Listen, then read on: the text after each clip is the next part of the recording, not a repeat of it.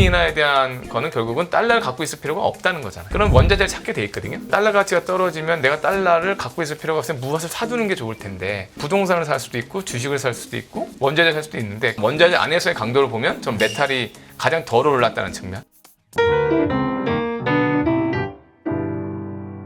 최근에 이제 원자재 좀 다뤄보고 싶다라고 네. 생각을 했는데 오늘 또 센터장님께서 나오셔서 이렇게 다뤄주셔서 오늘 금이라든지 구리, 원유 가격 좀 이제 주춤하고 있는 것들 투자 전략 어떻게 세워야 될지 가닥을 잡아주실 거라고 들었거든요. 네, 어떤 가닥을 부분에- 잘 잡도록 하겠습니다. 네. 가닥 잡을 때 저희가 어떤 부분에 좀 주안점을 둬야 될지 일단은 원자재 같은 경우에는 또 뭐 여러 가지 무엇인지에 따라 다르지만 네. 기후라든지 뭐 이런 여건이나 환경들을 좀 따져야 되는 경우도 있잖아요. 말씀하신 대로 최근에 지금 원자재 가격에 영향을 미치는 기본적인 가능성은 수요와 공급이죠. 당연히 수요와 공급이고 그다음에 또 원자재 별로의 이슈가 있겠죠. 원유는 중동 정세가 또 항상 영향을 줄 거고 구리 같은 경우에는 닥터 카파라고 하니까 중국이라든가 전 세계 산업 생산성뿐만 아니라 최근에 뭐 데이터 센터 이슈도 있고 뭐 이런 식으로 막 있었어요. 네. 금 가격 같은 경우는 또 금리가 되게 민감할 거고요. 어쩔 수 없이. 근데 이제 최근에 좀 주목받는 건 뭐냐면 어떤 기상에 대한 부분이거든요. 네. 역시.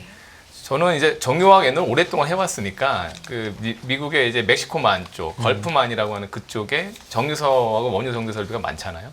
근데 이맘때면 항상 나오는 게 허리케인입니다. 허리케인이고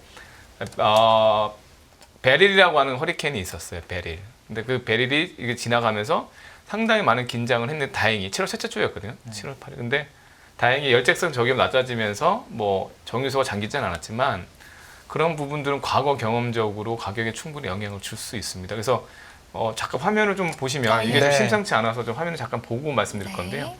지금 요 그림 좌측에 있는 그림을 잠깐 보시면 이게 이제 미국 해양대기청에서는 보통 6월부터 11월을 허리케인 시즌이라고 하긴 하지만 보통 피크가 8, 9월입니다.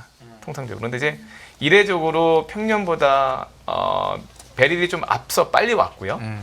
거기까지는 괜찮은데 최근에 제가 여기 네 번째 줄에 써드렸지만 적도 부근의 온도가 올라가는 걸 엘니뇨 현상이라고 합니다. 그러니까 엘니뇨 현상은 어떤 지역별로 강수량을 크게 해서 어떤 지역은 홍수가 나고 어떤 지역은 가뭄이 나고 하는데 최근에는 뭐냐면 라니냐라고 있어요. 라니냐라고 이제 적도 부근의 온도가 평소보다 조금 낮아지는 현상이거든요. 네. 보통 이제 엘니뇨 다음에 라니냐가 오는데 지금 이 라니냐가 평년보다 조금 더 많이 발생할 거라고 좀 얘기하고 있고요. 그래서 여기 보시면 미국 해양대기청 자료인데 이걸 좀 설명드리면 대서양 허리케인 지수라고 해서 평상시에는 과거 경험적으로 지난 수십 년간의 평균이 122라고 하는 어떤 에너지 강도라면 지금의 라니냐 시제의 어떤 허리케인의 강도는 148 정도. 그러니까 쉽게 말하면 지금 라니냐가 좀 예상보다 만성적으로 나오고 있는 시점이면 경험적으로 과거보다 허리케인 강도가 좀 높아지더라는 거예요. 이 자료의 의미는 그러니까 라니냐가 했던 그 해에는 허리케인이 과거보다는 조금 더 세더라. 오히려 엘니뇨 때는 허리케인이 이렇게 좀 약한 거고요. 에너지 지수로 보면 149 정도 나왔죠. 그러니까 지금 무슨 뜻이냐면 이제 베릴은 넘어갔는데 다음에 분명히 나올 때는 미국 정제 설비에 영향을 주면서 그것이 유가에 영향을 줄 가능성이 있다. 그러니까 제가 이 말씀 드리는 거는 금리 인하를 9월에 할 수 있을 거라고는 보는데 트럼프는 대선 전에 금리를 낮추면 안 된다고 얘기하지만 네. 뭐 결국은 제롬 파월이 어떤 의사결정하기에 따라 다르겠죠. 근데 지금 여러들의 지표들은 미국의 실업률이라든가 뭐 이런 걸 보면 금리를 낮춰도 되는 시그널을 네. 충분히 시장에서 알고 있잖아요. 근데 이제 여기서 제가 의외의 복병은 트럼프가 아니라 이제 허리케인일 수도 있는 거죠. 허리케인이 만약에 이제 과거 여기 3페이지 잠깐 보시면 왼쪽 네. 그림 잠깐 보시면 예를 들어서 이제 아시는 분은 좀 아시는데 2005년대에 엄청난 허리케인이 한 번 있었어요. 카타리나 리타라고 이 카타리나 때는 그때 미국의 하부 지역 완전히 물이 뉴올리언스가 잠겨서 완전 박살이 났죠. 그러면서 정제 설비가 거의 100만 배로 이상 거의 한 달간 못 만들어서 유가가 그때 제 기억에도 거의 한 20-30불씩 올라갔었거든요. 그 다음에 좀 지나서 3년 뒤에는 2008년도에 허리케인 구스타프라는 허리케인으로 또 한 50만 배로 이케라고 하는 것도 있었고요. 근데 그 다음은 좀 괜찮았는데 전반적으로 허리케인이 조금 증가하는 추세, 그러니까 정제 설비는 계속 느니까 원유 생산은 느는데 3년 전에 허리케인 아이다라고 하는 게 있었습니다. 그때 코로나 시절이라서 잘 기억을 못 하시는데 다행히 그때는 뭐 카트리나나 이런 구스타프 정도의 강도는 아니었지만 유가를 한 12불 정도 한 달 이상 올렸던 부분이 있거든요. 그래서 저는 허리케인 때문에 금리 인하를 하지 못할 거라고 보진 않아요. 물가에 엄청난 영향을 줄 거라고 하진 않은데 그래도 만약에 예상 밖으로 심각한 사태가 나오면 뭐 예를 들어 허리케인 카타리나 같은 10년 전의 사태가 나오면 상당히 부담이 될 겁니다. 그 에너지 비용이 전체 미국 물가의 20, 30% 정도 차지한다고 봤을 때 부담은 되거든요. 지금 유가를 가정하고 금리 인하를 말씀하신 거니까 저는 이제 날씨까지 정확히 예상할 수 없어서 이 장표에서 말씀드리고 싶었던 건 뭐냐면 미 해양 대기청에서 봤을 때 올해 라니냐가 좀 있더라. 근데 라니냐가 좀 자주 발생하는 시점에서는 허리케인의 강도가 좀 세더라. 네. 그래서 이번에 허리케인이 벌써 한 번 지나갔는데 안심할 수는 없는 거다. 뭐 정도 이렇게 보시면 될 것 같습니다. 이게 그 원자재 가격이 자연재해 때문에 오르는 거는 근데 누구나 이제 일시적이라는 걸 알고 있잖아요. 네. 그럼 만약에 이런 자연재해 때문에 원자재 가격이 오르면 이게 일시적인 걸 누구나 알고 있음에도 불구하고 사람들이 이걸 긴축의 이유로 받아들일까요? 그게 고민인데요, 저는 그러면. 그러니까 왜냐하면 이제 경기는 이제 좀 더 둔화되는 부분이 있어서 유가를 끌어내릴 수 있다고 보고 있는 상황에서 과연 그거를 긴축을 늦춰야 되는, 그러니까 긴축 완화를 늦춰야 되는 시그널로 과연 사람들이 볼 거냐. 그러진 않을 것 같아요. 다만 네. 아까 말씀드린 대로 일반적인 허리케인, 뭐 3년 전에 왔던 이런 허리케인이 한 달 정도 유가를 12불 올렸다고 해서 지금 유가 80불 내매니까 그걸로 긴축을 낮추진 않을 것 같은데요. 제가 우려하는 건 뭐냐면 15년 전에 있었던 카타리나 같은 거 아예 재난 지역으로 아예 선포를 해버렸거든요. 네. 한 달간 물이 안 빠졌어요. 네. 그 얘기는 이 원유가 가격과 휘발유 가격이 단지 한 달의 문제가 아니라 3-4달 정도 영향을 줄 정도였거든요, 사실은. 네. 그러니까 그 정도의 허리케인이 올지는 모르겠어요. 그러지는 않을 것 같아요. 그러니까 결국은 일반적인 허리케인의 현상으로는 뭐 금리 인하를 연기할 명분은 없을 것 같고 네. 다만 허리케인의 강도가 매우 심각한 경우는 좀 보실 필요가 있다. 근데 약간 과거의 좀 사례가 있었고요. 허리케인. 가능성이 낮은 거긴 하지만 그럴 수도 있다라고 정도로 받아들이면 네, 되겠네요. 올해 네. 뭐 해양대기청에서 라니냐가 좀 만성적으로 나오는 해거든요, 올해가. 그러니까 라니냐 시절에는 허리케인이 조금 상대적으로 아까 그 앞에 그래프처럼 네. 엘니뇨가 에너지 강도가 70, 뭐 여기 보시는 거 75 정도라면 여기 보면 처럼 마더리트한 그리고 강한 라니냐가 나온 시절에는 그 2배 가까운 에너지가 있었다 정도.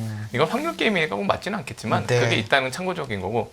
또 하나 말씀드리는 건 이제 원유 말고 이제 구리 같은 경우도 이 엘니뇨보다는 라니냐가 되게 부정적이에요. 라니냐가 나오면 구리가 주로 채굴되는 지역은 남미 쪽입니다. 칠레, 페루 네. 이쪽이거든요. 연안 지방. 이때 여기에 상당히 가뭄이 들어요.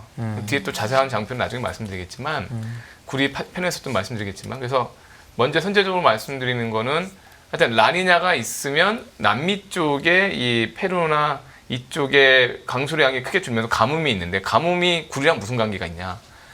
그 구리를 채굴할 때 뒤에 또 보시면 알겠지만 그러니까 초당 14톤의 물이 필요합니다. 네. 초당. 그러니까 14세제곱미터 입방미터의 물이 필요해요. 14 입방미터 물이 네. 14톤 정도 됩니다. 네. 그러니까 결론적으로는 가뭄이 심한 경우에는 구리 채굴량이 예전에 영향을 좀 5%씩 주는 경우가 있었거든요. 그러면 구리 가격이 지금 9,000불 레벨에서 LME 기준에서 다시 또 10,000불 이상으로 가는 이런 현상이 좀 있을 것이다. 근데 그러니까 기본적으로 구리나 원유 같은 거의 가격 상승 가능성을 우리가 조금은 생각해야 된다 이런 말씀이시네요. 그렇죠. 일시적인 네. 현상, 날씨에 대한 부분은 그리고 우리가 지구온난화 이후로 이게 좀 약간 시리어스해졌어요. 예전보다는 좀 중국의 홍수라 이런 걸 봐서는 물론 언론에서 부각된 거일 수도 있고 아닐 수도 있지만 여하튼 라니냐는 지금 현상이 맞습니다. 네. 네. 알겠습니다. 금에 대한 투자 전략은 어떻게 세우면 좋을까요? 저희들은 이제 그 원자재 중에서 이제 선호하는 것부터 먼저 말씀을 좀 드리면 네. 지금부터 하반기를 봤을 때 지금 그러니까 올해 초부터 상반기까지는 유가가 가장 좋은 결과론 쪽으로는 그랬고요. 네. 그리고 금은 중립적이었고 구리도 다 5월, 6월에 올랐지만 좀 일시적인 현상이 있었거든요. 근데 지금부터 보면 저는 오히려 이제 메탈 쪽을 좋게 봅니다. 그러니까 구리라든가 니켈, 알루미늄. 그러니까 2차 전지 때문에는 전혀 아니고 2차 전지의 수요라든가 이런 것들이 좋아지기는 여전히 좀 어려운 상황이기 때문에 니켈 가격이 2차 전지 때문에 오를 것 같지는 않고요. 중요한 거는 아마 미국이나 유럽의 중국의 산업 생산성은 올해 하반기도 아니고 내년에 상반기에 조금씩 지금보다 나아질 가능성이 있는 거지. 올해 하반기에 좋아질 이유가 저는 없다고 보고요, 저희 하수는. 근데 왜 오르냐면 선물 가격이 오르는 거죠. 3개월 선물 정도. 네. 그래서 내년 경기에 대한 기대감이 일부 반영되기도 하고 금리 인하에 대한 거는 결국은 달러를 갖고 있을 필요가 없다는 거잖아요. 그런 원자재를 찾게 돼 있거든요. 내가 달러 가치가 떨어지면 내가 달러를 갖고 있을 필요가 없으면 무엇을 사두는 게 좋을 텐데 부동산을 살 수도 있고 주식을 살 수도 있고 원자재 살 수도 있는데 그건 또 그 자산끼리의 경쟁이 있으니 그것까지는 제가 예측하기는 좀 어려울 것 같고요. 다만 원자재 안에서의 강도를 보면 전 메탈이 가장 덜 올랐다는 측면 그리고 내년 상반기에 대한 기대감으로 일부 오를 수 있다는 측면 거기 아까 뭐 허리케인 때문에 혹시 가뭄이라도 들면 구리 가격이 좀 움직일 수 있는 요인 네. 뭐 그런 것 때문에 메탈을 제일 좋게 보고 있고요. 그 다음은 역시 금입니다. 금은 아까 말한 대로 브릭스라는 국가에서 계속 수요를 늘리고 있죠. 금을 단순히 금반지로 생각하시면 안 되고요. 금반지 뭐 이런 수요는 그러니까 장신구 수요가 전체 금 수요를 말씀드리면 금의 수요의 구성을 100으로 봤을 때 장신구가 한 50% 되는 건 맞아요. 네. 근데 장신구는 결국 어떤 투기나 투자의 다른 형태일 뿐이죠. 돌반지나 뭐 금괴나 이런 거 봤을 네. 때. 네. 근데 이제 그 다음 수요가 중요한 게 여기 보면 중앙은행들의 수요가 전체 수요 한 21% 정도 되는데요. 네. 이 오른쪽 그림 7번을 보시면 지금 브릭스 국가들의 어떤 금 보유량은 꾸준히 늘었는데 금 비중을 보시면 2017년도에 전 세계 중앙은행 중에서 브릭스가 차지하는 비중은 13%가 좀 안 됐죠. 근데 꾸준히 올라서 이제 17% 가까이 16% 되는 이유는 당연히 달러 가치에 대한 반감인 거죠. 그러니까 지금 대표적인 중국이라든가 러시아는 지금 위안화 결제부터 해서 달러를 약화시키고 싶은 나라 중에 하나일 거고 그러다 보니까 미국 채권이나 미국의 어떤 통화량보다는 금을 통해서 그냥 어떤 화폐 가치나 자국의 어떤 재무적 안정성을 추구하는 그래서 이 수요는 계속 꾸준히 있는 거니까요.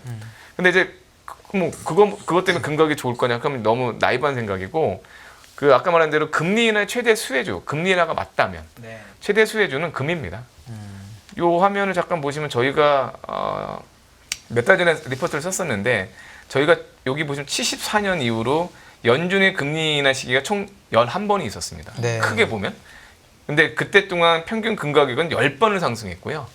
그리고 평균 상승률은 16% 정도 상승했습니다. 네. 보실까요? 예를 들어서 뭐 첫 번째 74년 7월에 금리 인하를 시작했고 금리 인하 인하 시점은 75년 5월까지 이렇게 한 1년 가까이 금리를 인하했을 때 금가격은 지금 말씀은 154달러에서 167달러 8.6% 오른 거고 그때 기간은 10개월이었다.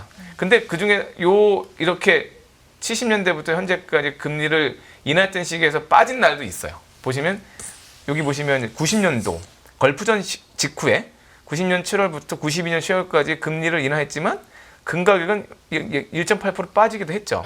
다만 이 기간은 27개월이기 때문에 거의 2년이라서 모르겠어요. 그 안에 금이 올라갔다 빠졌을 수도 있고 하니까 네. 근데 결과론적으로는 뭐 빠진 거고요.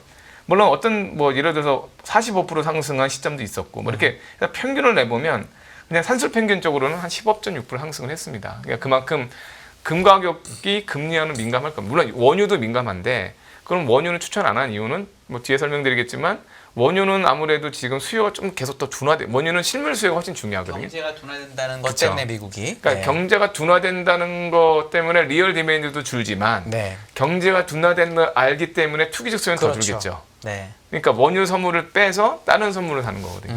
그런 징표도 이미 나왔고 그래서 구리 가격이 올랐던 시점에도 원유 선물은 비중이 줄고 금 선물이 올라갔던 겁니다. 그러니까 결론적으로는 금리 인하는 원유에도 좋아야 되지만 원유는 경기에도 민감하게 움직이는 경향이 있었고 금은 아까 말했던 어떤 브릭스나 이런 국가들의 기본적인 수요가 있는 와중에 어떤 인플레이션 해치 차원의 금 수요도 계속 있는 거고요. 그래서 금은 특히 금리 인하의 최대 수혜주라고 봤을 때는 아마 금리 인하가 시작되는 9월부터 내년 상반기까지 금 가격은 지금보다 10% 이상 오를 가능성이 있다. 네. 그래서 금을 두 번째로 추천을 드렸고요. 근데 금은 좀 계속 꾸준히 올랐으니까 그렇죠. 메탈보다는 기저가 높은 편이에요. 전 개인적으로. 그래서 네. 금은 그냥 인플레이션 해치하면서 올라가는 정도일 것 같고 네. 원유 가격은 저는 죄송하지만 지금 유가보다 내년 상반기 유가가 2, 3불 정도 낮을 것이다. 그러니까 저희가 가정한 올해 WTI 평균이 82.4불 정도 되거든요. 저희 리서치가 본 게 내년도에 78불 정도로 보고 있습니다. 경기에 대한 둔화도 있지만 오펙 플러스의 감산이 종료되면서 오히려 증산은 아니지만 어떤 쉽게 말하면 담합이 깨지면서 원유 생산이 좀 늘 수 있을 것이다라고 보고 있어서 특히 트럼프가 집권하게 되면 원유 생산이 조금 더 활발해질 가능성은 있어요. 그렇게 주장하죠 많은 사람들이. 네, 뭐 네. 그걸 가봐야 됩니다. 근데 네. 이제 유가가 지금보다 조금 빠지면 생산성 늘릴까 하는데 셰일의 단가도 많이 떨어졌으니까 맞죠. 뭐 그래도 돈을 벌 수는 있을 거예요. 그래서 여하튼 공급량이 늘 개연성이 좀 많아졌죠 원유는. 근데 수요는 조금씩 줄어드는 형태니까 원유에 대한 선물이나 어떤 그런 투자로서의 매력은 좀 떨어지지 않을까? 그래서 정리하면 메탈 쪽이 좀 더 유망해 보이고요. 금이나 아니 죄송합니다. 구리라든가 니켈, 알루미늄 같은 그 다음은 말씀드렸던 원유, 네, 금, 그 다음 마지막이 원유 이렇게 보고 있습니다. 아까 그 이제 브릭스 중앙은행들이 금을 약 달러의 대체로 사신다고 했잖아요. 그러다 보니까 어제 뉴스 나온 게 트럼프가 되면 비트코인을 약간 리저브에 넣어서 약간 비트코인 본위제 같은 거를 일부 시도할 수 있다라는 얘기가 사실 나오더라고요. 네, 그게 맞습니다. 결국은 이제 이런 거를 막으려는, 왜냐하면 지금 비트코인 현물 ETF가 생기면서 대부분의 비트코인이 미국으로 이제 다 들어오기 시작을 하거든요.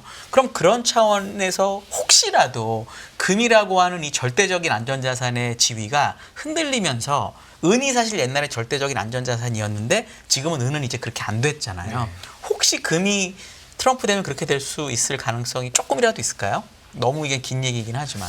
저는 그거를 맞출 능력은 없는 것 같아요. 비트코인의 전문가는 저는 아니거든요, 사실은. 네. 그리고 뭐 정치나 아니면 매크로 쪽의 전문가는 아니고 정유화학 쪽과 원자재만 네. 해왔는데, 근데 금이라고 하는 어떤 실물 가치에 대한 부분은 변함은 없겠지만, 저는 아까 사회자님께서 얘기한 대로 그게 대치되지는 않더라도 트럼프 집권 기간 동안 자꾸 비트코인의 본위 제도를 도입하고 뭔가 계속 어떤 거기에 대해서 시도를 한다면 금가격 상승폭은 둔화되지 않을까요? 그러니까 사람들이 그러니까 금을 완전 대체제를 그쵸. 생각하는 거죠. 아. 그러니까 지금 과거에도 금가격과 비트코인이 약간 역전할 때도 있고 또 같이 올라갈 때도 있고 네. 그래프를 한번 그려봤거든요. 지난 5년간 그려보면 같이 갈 때도 있고 또 서로 어긋날 때도 있고 뭔가 어떤 통계적으로 유의하진 않았어요. N이 30개가 아니다 보니까. 근데 중요한 거는 상식적으로 봤을 때 만약에 그렇게 비트코인을 계속 도입하고 사람들이 그걸 선택한다는 얘기는 금에 대한 관심도는 조금 떨어질 수는 있는 거거든요. 네. 그렇잖아요. 수요가 정해져 있기 때문에. 그렇다면 브릭스 국가마저도 비트코인을 조금 사기 시작한다면 금의 패권이 망가지지는 않을 겁니다. 금은 계속 유지하는데 금의 가격 상승폭은 예전 뭐 10% 오를 게 5%, 4%밖에 못 오를 수는 있지 않을까요? 네. 그만큼은 아마 비트코인이 더 가져갈 가능성이 있다라고 네. 저는 보고 있습니다. 네, 네. 여러 가지를 지금 말씀하시면서 네. 그래도 우선순위에 뒀던 게 메탈을 지금 추천을 해주셨죠. 네. 그러면서 말씀하신 게 구리, 니켈, 네. 그리고 알루미늄 네. 정도였던 네. 것 같습니다. 그 중에 제일 주목해서 왔으면 좋겠다라는 게 있을까요? 사실은 니켈을 되게 주목했었어요. 왜냐하면 지금 2차 전지의 가장 중요한 양극재 소재가 니켈, 코발트, 망간이고요. 니켈은 하이니켈이라고 해서 더더욱 양극재의 어떤 출력을 높이기 위해서는 니켈을 뭐 혹시 그런 얘기 들어보셨을 겁니다. 뭐 9반반, NCM 9반반, 뭐 NCM 82, 81. 그게 네. 뭐냐면 니켈이 8, 코발트 1, 뭐 이렇게 얘기하는 거예요. 그러니까 니켈을 높일수록 에너지 밀도라는 거, 그러니까 출력, 저장 능력이 되게 좋아지는 거죠. 네. 그러니까 주행거리도 늘어날 거고요. 근데 그게 단점이 이제 화재라든가 과부하성은 있었어요. 근데 우리가 오늘은 그걸 말씀드리려는 게 아니라 2차 전지가 만약에 올해 하반기에 활성화된다고 보거나 좋게 봤다면 저는 니켈을 1등으로 했을 거예요. 네. 왜냐하면 배터리 셀 업체인 뭐 우리가 알고 있는 LG 에너지 솔루션이나 SK 이노베이션, SK온 이런 기업들에게 공급하는 니켈의 브로커나 아니면 중개사들이 니켈의 재고는 상당히 낮아져 있거든요, 당연히. 네. 근데 그게 맞다면 더 샀겠죠. 그러니까 많은 분들이 상품이라고 하는 커머더티라고 원자재가 가격의 변동폭이 큰 이유는 실질적인 디맨드가 만약에 1% 오르면 가격이 1%만 오를 것 같지만 여기에 수많은 브로커, 중간 유통상들이 선제적으로 구매를 하죠.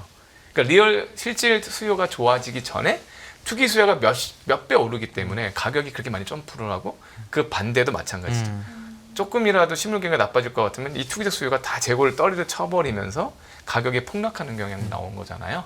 원유가 마이너스 가격이 간 적 있지 않습니까? 그렇죠. 그게 말이 안 코로나 때. 되잖아요. 네. 그러니까 그런 게 이 투기적인 중간의 어떤 소비와 재고가 중요한데 지금 니켈 재고는 제가 아무리 찾아봐도 근거는 정확히 숫자는 안 나오죠. 뭐 너무나 많은 유통상들이 많으니까. 근데 그 재고는 상시적으로 많이 낮아졌을 겁니다. 예를 들어서 숫자만 말씀드리면 올해 1월부터 6월까지 유럽에서 전기차 판매량이 전년 대비해서 1.6% 늘었어요. 1.6%.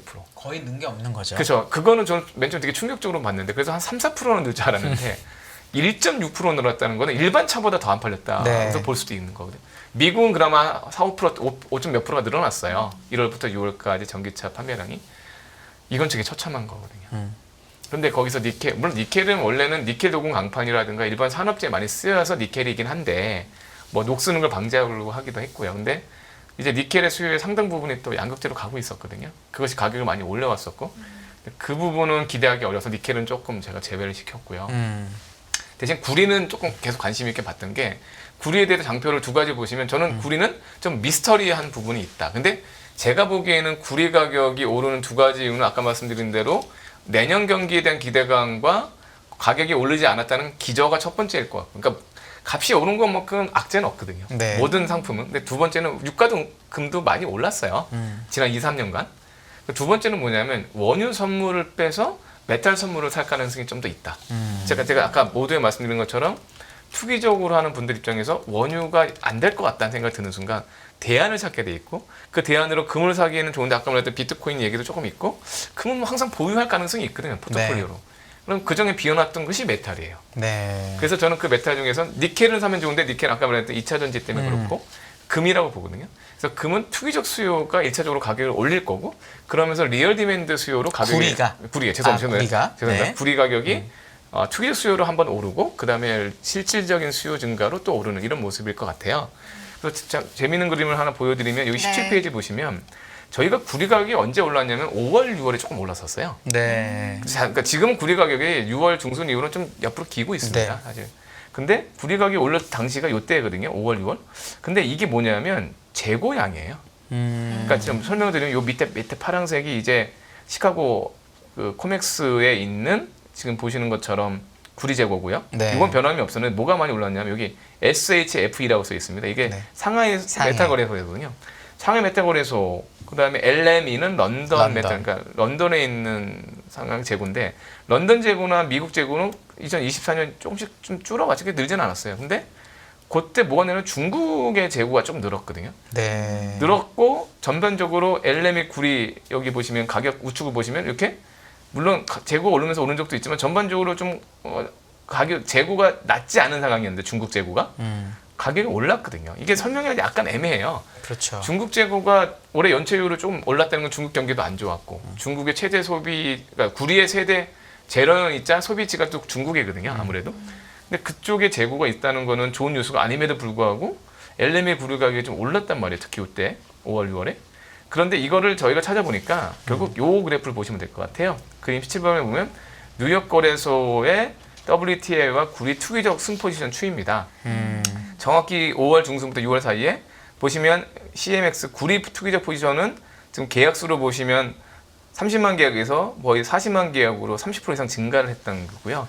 동기간 동안 이 뉴욕에 있는 상품거래소의 원유 이 승포지션이 확 줄었죠. 그러니까 저는 아까 말씀드린 대로 이런 원유에 대한 선물 수요가 둔화될 거라고 보여지거든요.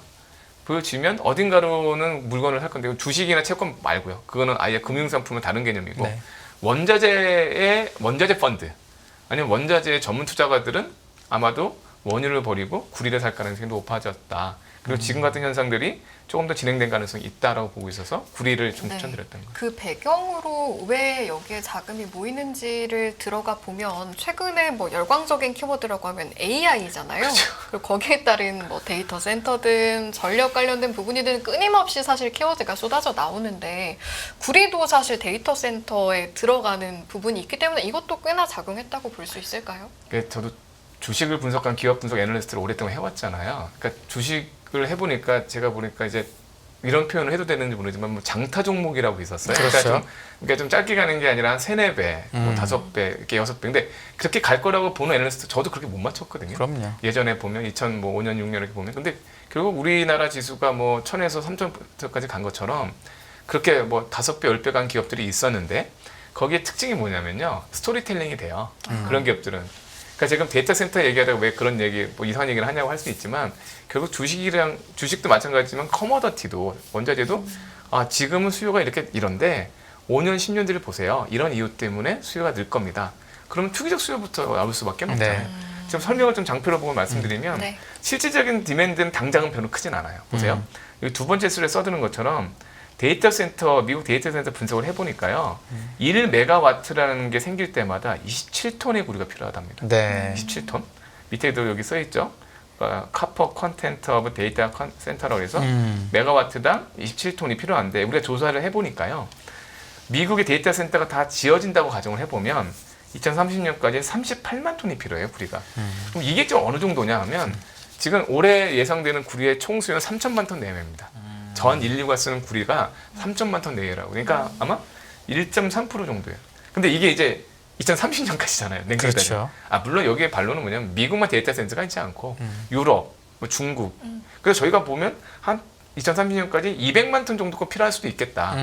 근데 그래도 6%네요. 6%인데 그 6%가 내년이 아니고 그렇죠. 10년, 5, 6년 뒤의 네. 얘기니까. 1년에 1%네요. 네. 이렇게 치면. 네. 그래서 물론 이제 그런 것을 감안했을 때는 뭐 양보할 수 있지만 여기에 또 다른 이야기가 이제 뭐 데이터 센터 외에 또 다른 구리 수요가 또 계속, 왜냐면 구리가 가장 전기가 잘 통하기 때문에 그렇죠. 지금 노후화된 전력 설비라든가. 그래서 올해 지금 7월에 가장 핫했던 기업 중에 하나가 LS 일렉트릭 같은 전선 기업들하고 네. 중공업 기업들, 그런 기업들이었지 않습니까? 그러니까 이 부분도 거기에 구리도 영향을 좀 있지 않았을까? 그러니까 저는 구리 가격을 가장 하반기도 오른다고 보는 사람 중에 하나입니다만 5월, 6월에 올랐던 거는 투기적 수요와 스토리텔링이 좀 묻어 있었다. 그럼 하반기에는 안 오르겠네 할 수는 있겠죠. 왜냐하면 데이터 센터라고 하는 스토리텔링은 다 썩어버린 거 아닌가요? 할 수는 있는데 제가 말씀드렸던 그게 아니라 원유에 대한 금리가 인하되면서 원유에 대한 선물 수요가 둔화되고 금리 인하로 인해서 원유 선물 수요가 둔화된 대체 수요가 구리를 먼저 사는 거고 그러면서 이제 내년 경기에 대한 기대감과 전력 수요에 대한 얘기가 나오면서 조금 더 가는 이런 모습일 것 같다. 그래서 구리를 추천드렸던 겁니다. 알겠습니다. 네. 열심히 저희가 논의를 하는 사이에 벌써 이제 2부 마무리할 시간이 1분 앞으로 다가와서요. 센터장님께서 혹시 못다 하신 말씀이 있거나 네. 원자재 투자에 관심 있는 분들께 이것만을 좀 명심했으면 좋겠다. 다시 강조하고 싶은 부분이 또는 있으시면 어떤 방식으로 투자했으면 좋겠는지, 네, 듣고 그것도 마무리하겠습니다. 궁금해요. 주식을 사는 게 좋은지, 원자재 ETF 직접 사는 게 좋은지 이런 것도 제가 좀 궁금하더라고요. 이게 뭐 상황에 따라 다르겠는데 아까 말씀드린 대로 어떤 원유에 대해서 유가가 빠진다고 보여서 리버스를 사거나 그럴 필요까지는 없을 것 같아요. 네. 아까 말한 대로 커리킨이 어떻게 올지 모르는 거고. 네. 다만 지금 미국에 있는 엑슨모빌이나 쉐브론 같은 정유기업을 살 필요는 전혀 없는 거죠. 왜냐하면 유가가 지금보다 조금이라도 낮아진다는 건 탑라인의 매출액이 준다는 거고 그렇죠. 기업 실적 후행적으로 들어갈 거니까. 그래서 저는 오히려 둘 다 사는 게 좋아요. 구리가 좋아진다고 본다면 당연히 구리 ETN이나 ETF를 사는 게 맞죠. 저는 그게 유용하다고 보고. 근데 네. 구리 재련 업체들도 좋아질 거란 말이에요. 지금 구리 재련 기업들의 주가는 좀 낮을 거예요. 그러니까, 네. 그러니까 원자재 기업의 거대 원자재 기업들, 뭐 우리가 알는 발레라든가 뭐 이런 큰 기업을 사는 거는 조금 좀 다른 것 같아요. 그거는 원자재 점수를 다 다루기 때문에. 근데 구리 재련 업체, 구리 재련과 관련된 기업들이 글로벌 미국 기업이나 중국 기업들이 있거든요. 네. 그런 기업들은 재련 양이 늘겠죠. 후행적으로 내년 정도에는 지금보다는. 그러면 네. 분산 차원에서 ETF를 당연히 구리 가격과 동행하니 사놓고 그다음에 실물 경기가 좋아질 땐 구리 재련 업체가 후행적으로 내년 3분기, 4분기 실적이 좋아질 거 아닙니까? 그런 기업들로 하는 그런 방식이 좋아 보인다라고 봤고요. 금은 어떻게 보면 실물금을 금고에 갖고 있는 경우는 별로 없을 거니까요. 그렇죠. 그냥 제가 봤을 때 금은 ETF는 ETN이 당연히 뭐 타당하다라고. 뭐 광산을 갖고 있는 그런 기업도 많이 하잖아요. 사실은 금 실물 사이가 애매하다고 생각하시. 그건 어떻게 생각하세요? 그거는 좀 다른 것 같아요. 저는 구리 재련은 말 그대로 재련한 양에 따라 실적이 나오니까 당연히 맞는데 금광산은 산출량이 꾸준히 증가하고 있었거든요. 네. 광산의 양이 줄 적은 없어요. 광산은 산출량은 만만히 늘겠죠. 다만 이것과 관계없이 금가격은 변동성이 좀 있었을 겁니다. 그렇죠. 금리 인하나 뭐 아까 말했던 이런 것 때문에. 그렇다고 보면 광산주에 투자한다는 건 정말 매크로적인 거를 다 보고 투자하셔야 되거든요. 네. 전세 경기가 되게 뜨겁게 될 거다. 뭐 되게 이런 게 확신이 들면서 하는데 저는 그것까지는 잘 모르겠어요. 그래서 저는 이 원자재 중에서는 구리를 좋게 본다면 구리 재련과 구리 ETF 하고 만약에 이제 2차 전지가 좋아질 것 같으면 니켈과 관련된 니켈 재련 업체나 니켈 ETF 사시면 되는 건데 그건 제가 추천드리지 않았던 네. 거고 뭐 이렇게 보시면 될 것 같습니다. 네. 알겠습니다. 자, 그러면 2부는 여기서 마무리를 짓도록 하겠습니다. 오늘 2부는요, 배경찬 생상인증권 리서치 센터장님과 함께했습니다. 잘 들었습니다. 잘 들었습니다. 감사합니다. 고맙습니다. 고맙습니다. 안녕하세요, 유승입니다. 더 많은 영상을 보고 싶으신 분들은 화면 오른쪽에 있는 구독 버튼을 눌러주시기 바랍니다. 그리고 영상을 보시면서 좋아요는 필수인 거 아시죠? 항상 인포맥스 라이브를 사랑해주셔서 감사합니다.